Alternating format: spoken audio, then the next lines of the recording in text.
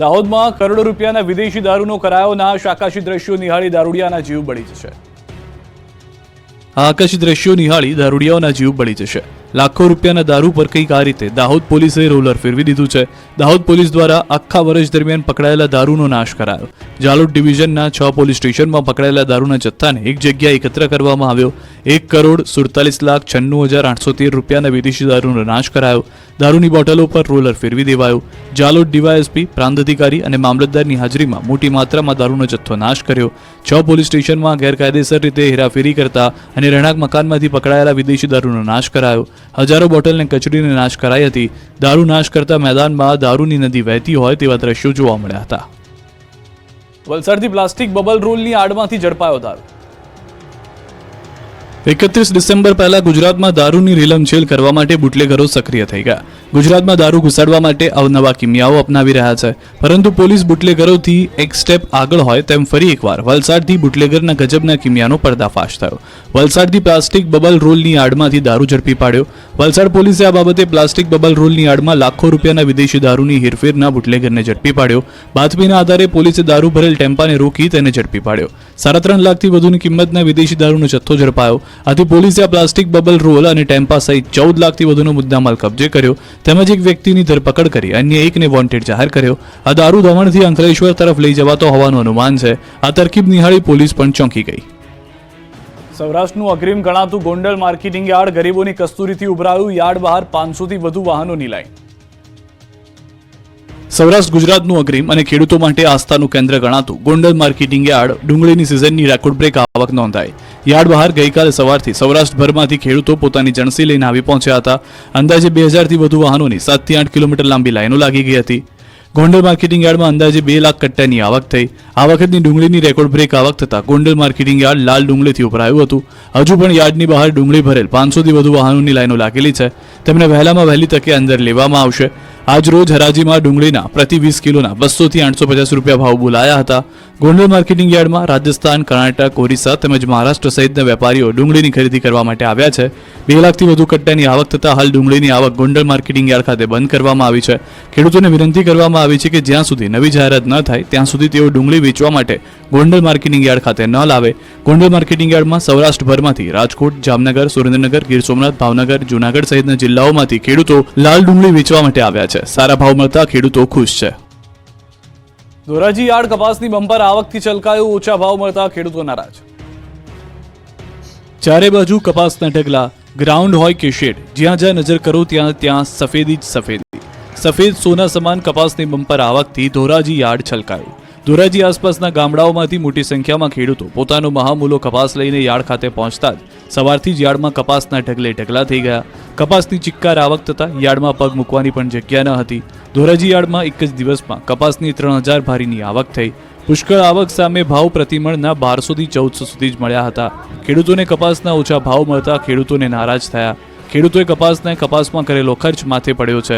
ખેડૂતોએ વીઘા દીઠ 15000 રૂપિયાથી વધુનો ખર્ચ કર્યો, જેની સામે ભાવ કોડીના મળતા રડવાનો વારો આવ્યો. એક મણ કપાસ ખેડૂતોને 1300 રૂપિયામાં પડે છે, છતાં ઓછા ભાવે વેચી ખેડૂતો ખુલ્લી બજારમાં નુકસાન વેઠી રહ્યા છે. ત્યારે કપાસના સારા ભાવ મળે તેવી માંગ કરી છે. સરકાર ટેકાના ભાવે કપાસ ખરીદ કેન્દ્ર ફાળવે અને ટેકાના ભાવે કપાસની ખરીદી કરે તેવી માંગ ઉઠી છે. સુરેન્દ્રનગરના ખેડૂતે જામફળની જબરી ખેતીથી કરી લાખોની કમાણી. ઝાલાવાડની ધરા પર આવેલું લીલુંછમ આ ખેતર જામફળનું છે. આ ખેતરમાં જામફળની પ્રાકૃતિક ખેતી થાય છે. આ પંથકમાં કપાસ, તુવેર, મગફળી જેવા પાકોની પરંપરાગત ખેતી છોડી મગનભાઈ પરમારે બાગાયતી પાક તરીકે જામફળનું વાવેતર કર્યું. એમાં પણ પ્રાકૃતિક ખેતી પદ્ધતિ અપનાવી અને આજે સિઝનમાં તેઓ મબલખ ઉત્પાદન અને આવક મેળવી રહ્યા છે. વઢવાણમાં મગનભાઈએ 8 વર્ષ પહેલા અંદાજે 1.5 એકર જમીનમાં જામફળની ખેતી શરૂ કરી. ચાલુ સિઝનમાં જ મગનભાઈએ 4000 કિલો જામફળનું ઉત્પાદન મેળવ્યું. દાવા પ્રમાણે તેમને 4 લાખ રૂપિયાની આવક મેળવી છે. મગનભાઈનો દાવો છે કે ઓર્ગેનિક ખેતી કરતા હોવાથી તેમને ક્યારેય માર્કેટમાં વેચાણ માટે જવું નથી પડતું. સ્થાનિક સ્તરે જ બધા જામફળ વેચાય છે અને ભાવ પણ સારા ઉપજે છે. જામફળની સાથે સાથે તેઓ શાકભાજીની પણ ઓર્ગેનિક ખેતી કરે છે. આથી પરંપરાગત ખેતી કરતા ખેડૂતો કરતાં તેમને વધુ ભાવ ઉપજે છે. મગનભાઈ પાસેથી આજે અન્ય વિસ્તારના ખેડૂતો પણ ખેતી શીખવા આવી રહ્યા છે. આવા જ એક ખેડૂત છેક છોટાઉદેપુરના નસવાડીથી આવ્યા છે. સુઈ ગામના વિદ્યાર્થીઓનું 3 દિવસથી બગડતું ભણતર, શિક્ષકોની ઘટને લઈને તાળા. તમે ગુજરાતમાં જર્જરિત અનેક શાળાઓ જોઈ હશે કે પછી વિદ્યાર્થીઓ વગરની શાળાઓ જોઈ હશે તો સુવિધા વગરની શાળા પણ જોઈ હશે, પરંતુ અમે આપને એક એવી શાળા વિશે આજે વાત કરીશું જે શાળાનું બિલ્ડિંગ નવું નક્કોર છે, અનેક સુવિધાઓથી સજ્જ છે. આ શાળામાં પૂરતા વિદ્યાર્થીઓ પણ છે, પરંતુ નથી તો શિક્ષકો. હા, શિક્ષકોની અછતને કારણે શાળા મરણ પથારીએ પહોંચી ગઈ છે. શિક્ષકોની અછત પર વાલીઓ વિફર્યા છે. 3 દિવસ બનાસકાંઠાના સુઈગામની ડાભી ગામની સ્કૂલને લાગે છે તાળા. 3 દિવસથી આ શાળાના વિદ્યાર્થીઓનું ભણતર બગડી રહ્યું છે. બનાસકાંઠાના સુઈગામના ડાભી ગામની માધ્યમિક શાળામાં શિક્ષકોની ઘટને લઈને લોકો 3 દિવસથી વધુ સમયથી વિરોધ કરી રહ્યા છે, પરંતુ તંત્રના પેટનું પાણી હલતું નથી, એટલે લોકોએ શાળા જ બંધ કરી શાળાના દરવાજાને જ મસમોટા તાળા મારી દીધા. ડાભી ગામની આ માધ્યમિક અને ઉચ્ચતર માધ્યમિક શાળામાં છેલ્લા 12 મહિનાથી માત્ર એક શિક્ષક પર ભૂલકાઓનું ભવિષ્ય ઘડાઈ રહ્યું છે, પરંતુ ધોરણ 9 થી 12ના 195 વિદ્યાર્થીઓ વચ્ચે માત્ર એક શિક્ષક હોવાથી વિદ્યાર્થીઓનું ભવિષ્ય ઘોર અંધકારમાં પણ છે. તેથી જ આ મામલે વારંવાર રજૂઆત કર્યા છતાં પણ કોઈ પરિણામ ન આવતા વાલીઓ વિફર્યા અને શાળાની તાળાબંધી કરી. બુધવારે સતત 3જા દિવસે પણ શાળાને તાળાબંધી કરી તંત્રના બહેરા કાને પોતાની વાત પહોંચાડવાનો પ્રયાસ કર્યો. સતત ગ્રામજનોએ શાળા આગળ બેસીને ઉપવાસ આંદોલન કરવાની ચીમકી ઉચ્ચારી. જ્યાં સુધી શિક્ષકોની ભરતી સહિતની અન્ય માંગો નહીં સ્વીકારે ત્યાં સુધી સ્કૂલને તાળાબંધી રાખવા ગ્રામજનોએ ચીમકી આપી છે. ભણે ગુજરાત ગણે ગુજરાતની મોટી વાતો થાય છે, પરંતુ બનાસકાંઠાની શાળામાં શિક્ષકો વગર વિદ્યાર્થીઓ ભણે કઈ રીતે? કોંગ્રેસનું 90 વર્ષ જૂની વીએસ હોસ્પિટલને ફરી શરૂ કરવા આંદોલન. હાથમાં ગુલાબનું ફૂલ. એએમસી ભાજપને ગેટ વેલ સૂનના બેનરો સાથે વિરોધ.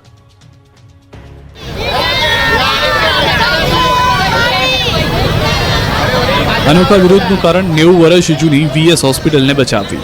અમદાવાદની સૌથી જૂની સરકારી હોસ્પિટલ એવી વાડીલાલ સારાભાઈ વીએસ હોસ્પિટલને ફરીથી શરૂ કરવાને લઈને વિપક્ષ કોંગ્રેસ દ્વારા આજે ટાઉન હોલ બહાર આંદોલન કરવામાં આવ્યું. એલિસ બ્રિજ પાસે આવેલા ટાઉન હોલ બહાર મોહબ્બત કી દુકાનના નામે આંદોલન કર્યું.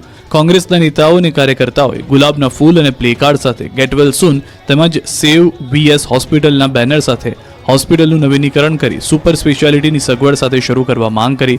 મ્યુનિસિપલ કોર્પોરેશન દ્વારા સંચાલિત હોસ્પિટલ રિનોવેશનના નામે બંધ કરી દેવામાં આવી હતી અને નવી એસવીપી હોસ્પિટલ શરૂ કરવામાં આવી છે. છેલ્લા 4 વર્ષથી હોસ્પિટલ રિનોવેશન પાછળ કરોડો રૂપિયાનું બજેટ ફાળવવા છતાં પણ ભાજપના સત્તાધીશો કે કોર્પોરેશન તંત્ર દ્વારા રિનોવેશન કરાવવામાં આવ્યું નથી. વિરોધમાં એએમસીના વિપક્ષના નેતા શહજાદ ખાન પઠાણ, કોંગ્રેસના ધારાસભ્ય ઇમરાન ખેડાવાલા અને શૈલેષ પરમાર તેમજ શહેર પ્રમુખ હિંમતસિંહ પટેલ સહિત કોંગ્રેસના નેતાઓ અને કાર્યકર્તાઓએ જોડાયા હતા. બનાસકાંઠા અને બોટાદમાં કેનાલ બની છે કઠણાઈની કેનાલ. તંત્રના પાપે ખેતરોમાં તબાહીના દ્રશ્યો છે બનાસકાંઠાના. અહીંની નર્મદાની કેનાલ ખેડૂતો માટે આશીર્વાદ રૂપ થવાને બદલે અભિશાપ રૂપ થઈ રહી છે. બનાસકાંઠાના સરહદીય વિસ્તારોના કેનાલમાં ગાબડા પડવાનો સિલસિલો યથાવત છે. આ વખતે વાવની જોરડિયાળી માઇનોર કેનાલમાં મસમોટું ગાબડું પડ્યું. ગાબડું પડતાની સાથે જ ખેડૂતે વાવેતર કરેલો જીરાના પાક તબાહ થઈ ગયો. ખેતરો પાણીથી લથબથ થઈ ગયા. ખેડૂતોની મહેનત પર પાણી ફરી વળતા રોષ ફેલાયો. આવી સ્થિતિ છે બોટાદની. બરવાળાના કાપડીયાળી ગામ પાસે કેનાલમાં ભ્રષ્ટાચારનું ગાબડું પડ્યું. નાવડા વલભીપુર બ્રાન્ચ કેનાલમાં ગાબડું પડતા લાખો લીટર પાણીનો વેડફાટ થયો. કાપડીયાળી ઢાઢોદર ગામ વચ્ચે કેનાલમાં 10 ફૂટથી મોટું ગાબડું પડતા ખેતરોમાં પાકનો સત્યાનાશ થઈ ગયો.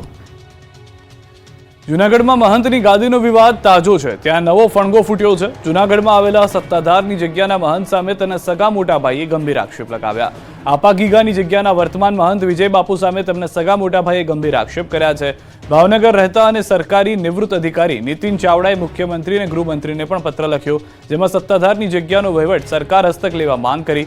સત્તાનો આધાર ગણાતી વર્ષો જૂની આ જગ્યાના વહીવટમાં કરોડોની ગોલમાલ થતી હોવાનો પત્રમાં આક્ષેપ કરાયો. જગ્યાના મહંત સામે વ્યભિચારના આક્ષેપ પણ કર્યા.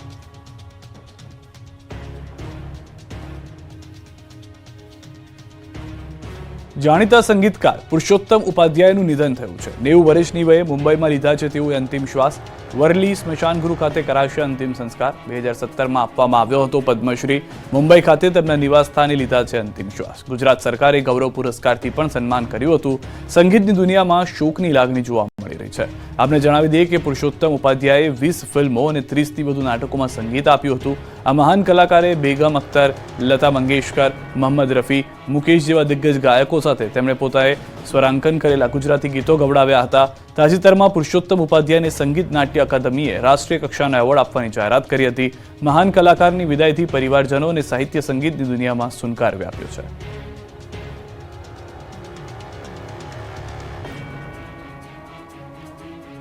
દબાણકર્તાઓ અને લવ જિહાદીઓ પર દંડો ચાલશે જ, હર્ષ સંઘવીની ચેતવણી. ગુજરાતમાં લવ જિહાદની ઘટનાઓ વધી રહી છે. સલીમ સુરેશ બની હિન્દુ દીકરીઓને ભોળવી લવ જિહાદની જાળમાં ફસાવે છે. ત્યારે આવા વિધર્મી યુવાનો સુધરી જજો, નહીં તો જેલમાં જવાનો વારો આવશે. હિન્દુ દીકરીઓને ફસાવતા વિધર્મીઓને ગૃહ રાજ્યમંત્રી હર્ષ સંઘવીએ ચેતવણી આપી. અમદાવાદમાં પાલડી વિસ્તારમાં વિશ્વ હિન્દુ પરિષદના નવા કાર્યાલયના ભૂમિપૂજન કાર્યક્રમમાં હાજરી આપવા આવેલા ગૃહ રાજ્યમંત્રી હર્ષ સંઘવીએ ચેતવણી આપી. ભૂમિપૂજન પ્રસંગે હર્ષ સંઘવીએ કહ્યું કે સલીમ સુરેશ બનીને દીકરીઓને હેરાન કરશે તો છોડવામાં નહીં આવે. લવ જિહાદીઓ પર દંડો ચાલશે. તો ઓવૈસી પર ટોણો મારતા કહ્યું કે ઓવૈસી એના ધર્મની રક્ષા માટે બોલે છે, હું મારી ભોળી ભાલી દીકરીઓના રક્ષણ માટે કેમ ન બોલું.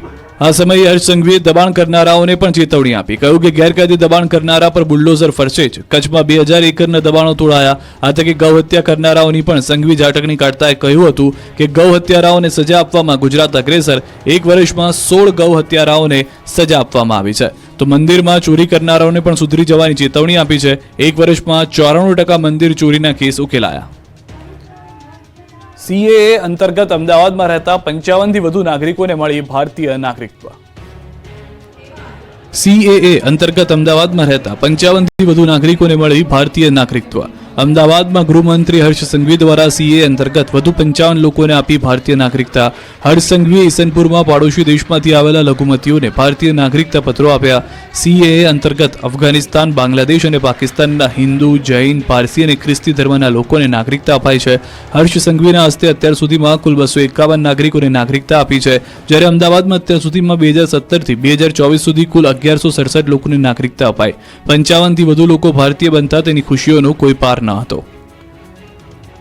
ભાજપ મંડળ પ્રમુખની સેન્સ માટે આવતીકાલથી ચાલુ થશે પ્રક્રિયા. સ્થાનિક સ્વરાજની ચૂંટણીને લઈને ભાજપે તૈયારીઓ શરૂ કરી દીધી છે. ભાજપ સંગઠન સીમાંકન પ્રક્રિયાને લઈ કવાયત શરૂ કરી છે. મંડળ પ્રમુખની સેન્સ માટે આવતીકાલથી ચાલુ થશે પ્રક્રિયા. અમદાવાદ, સુરતમાં ભાજપ સંગઠનના સીમાંકન બદલાશે. દરેક મંડળમાં 70 બૂથના સંખ્યાબળ મુજબ નક્કી થશે મંડળ. અમદાવાદમાં 48 અને સુરતમાં 30 મંડળ છે.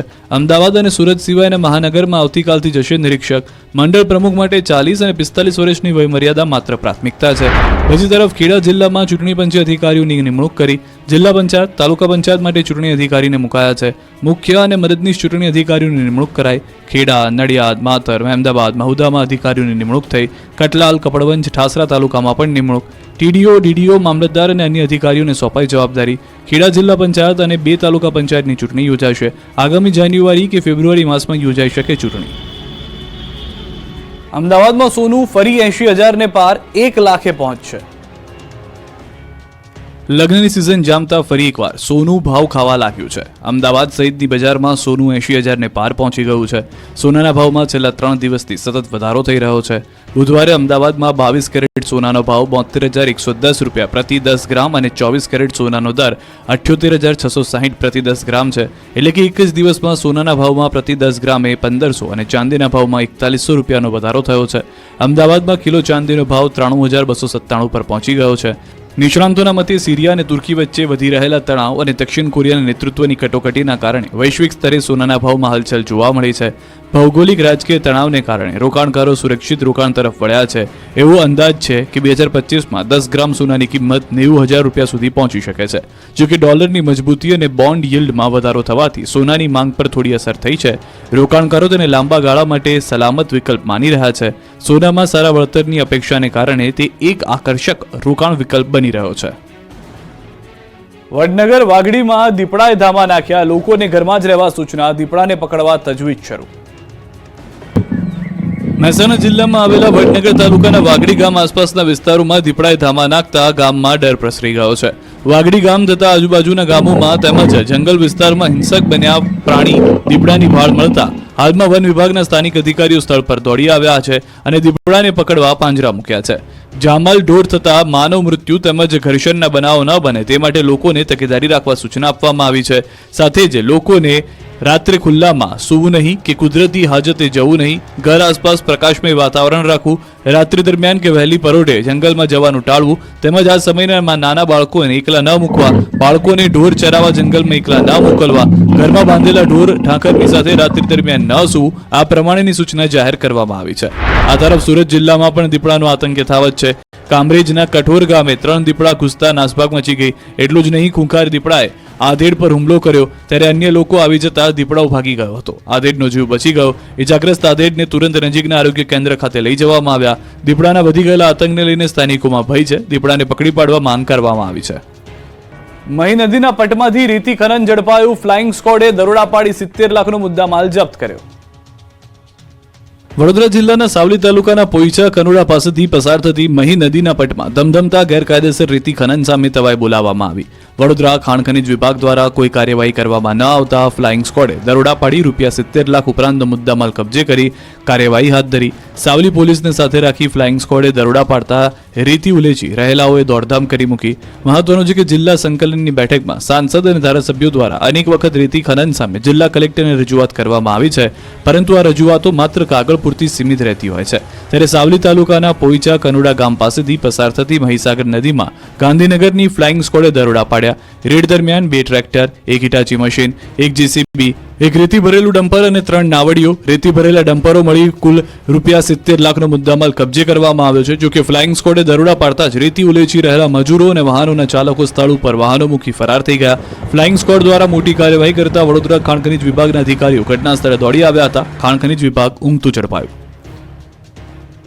રાધનપુરમાં નિવૃત્ત જેલરના ઘરે ફાયરિંગ, 2 ગાડીને નુકસાન, બારીઓના કાચ તૂટ્યા, લોકોમાં ડરનો માહોલ. નિવૃત્ત જેલરના ઘર બહાર ધડાધડ ફાયરિંગ થતા અડધી રાત્રે પાટણનું રાધનપુર ધંધણ્યું. રાધનપુર રામદેવ ટાઉનશીપમાં રિટાયર્ડ જેલર કરસનભાઈ રબારીના ઘરે અજાણ્યા શખ્સો આવીને 2 રાઉન્ડ ફાયરિંગ અને તોડફોડ કરીને ભાગી ગયા હતા. મોડી રાત્રે ફાયરિંગ થતા ગાડી અને ઘરમાં તોડફોડ કરી. જોકે સદનસીબે આ ઘટનામાં કોઈને જાનહાની થઈ નથી. રાત્રે 5 થી 6 અજાણ્યા શખ્સો આવીને કરસનભાઈના ઘરે અને બહાર પડેલી મોંઘીદાટ 2 કારમાં તોડફોડ થતા ફાયરિંગ કરીને ભાગી ગયા. અંગત અદાવતમાં ફાયરિંગ થયું હોવાની શક્યતા છે. સમગ્ર ઘટનાથી સોસાયટીમાં ભયનો માહોલ છવાયો છે. આ અંગે રિટાયર્ડ જેલર KL રબારી દ્વારા રાધનપુર પોલીસને ફરિયાદ કરતા પોલીસે તપાસની કાર્યવાહી હાથ ધરી છે. વાપીથી ચોરીની ગજબ ટોળકી પકડાય, માત્ર મોંઘા સ્માર્ટફોન જ ચોરતા.